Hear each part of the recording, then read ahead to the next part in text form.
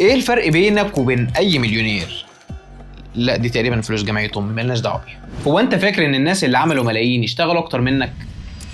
لا، هم اشتغلوا بشكل مختلف عنك شويه، وده اللي لازم تعرفه قبل ما حياتك تضيع في وظيفه وانت مستني اللي مش جاي. معظم الناس عايزه تعيش الحياه اللي بتحبها بس مش عارفين يوصلوا لها. كل يوم بتشتغل بتتعب وممكن تكون شاطر، بس فجأة بتلاقي فكرة، فرصة، شغل فريلانس مثلا، وتقول ليه لا؟ فتبدأ تتحمس وتشتغل على الفكرة، بس برضه بتصحى الصبح تروح شغلك اللي أصلا بياخد مجهودك وتركيزك. وهنا بتحصل الكارثة، مش عارف تدي شغلك حقه، مش عارف تدي حلمك فرصته، ضميرك وجعك وطموحك بيعافر. وأكتر لحظة بتخنقك لما تحس إنك بتضيع فرصتك علشان شغل مؤقت، او انت اللي خليته مؤقت، وده قرار انت ممكن تكون اوريدي خدته او لسه واخده دلوقتي القرار، ورغم انك بدأت تعتبره مؤقت بس هو اللي واخد حياتك كلها. طب تعمل ايه؟ انا صلاح ابو المجد. لازم تبقى فاهم ان المشروع او الفكرة اللي انت حبيتها عمرها ما هتنجح طول ما انت بتتعامل معاها كهواية، لان هي هتبقى محتاجة منك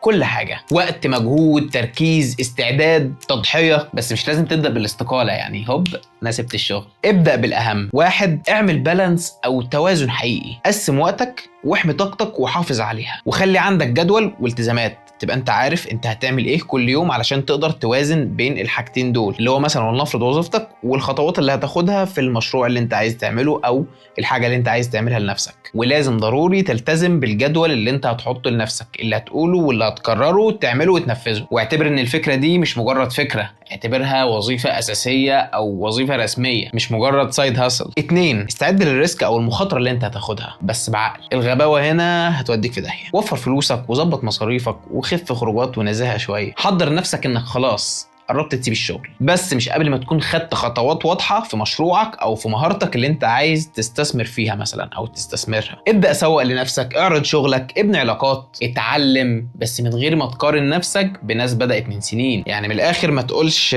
هو نجيب ساويرس أحسن مني في إيه. وأهم نقطة، مفيش حظ بس في تعب، أو زي ما جملة عدت عليا قبل كده يعني اللي معناها بيقولك إن الحظ مش هياخدوا غير الناس اللي تستاهلوا. يعني من الاخر هنلف برضه ونرجع لنفس النقطه، انك لازم تكون تعبت او شخص انك تستاهل ان يجي لك ضربه حظ مثلا. مفيش مليونير اتولد مليونير الا بقى الناس اللي ورثت مثلا او كلام من ده، وده مش موضوعنا دلوقتي. كل الناس اللي كسبت اتعلمت، واي حد وصل كان وقع مره واثنين وثلاثه وعشرة. لو عايز فعلا تغير حياتك ابدا خد خطوات فعليه ولو صغيره، بس خطوات تكون حقيقيه، وتوكل على الله في الباقي. ولو هقول لك حاجه بسيطه خالص مشتركه بين كل اللي بقوا مليونيرات، محدش فيهم شاف الفيديو ده الا عمل لايك وفولو وسيف عشان الفيديو عجبه وعلشان لو حابب يرجع له بعدين. وبرضه لو حابب ندردش اكتر في مواضيع زي دي ومن غير تنميه بشريه، الحاجات اللي قلناها دي كلها واقعيه، بس في النهايه طبعا الرزق بتاع ربنا. وما تنساش اللي بيكسب مش اذكى واحد، اللي بيكسب هو اللي بيكمل، وانت تقدر تكمل بس لازم تبدأ.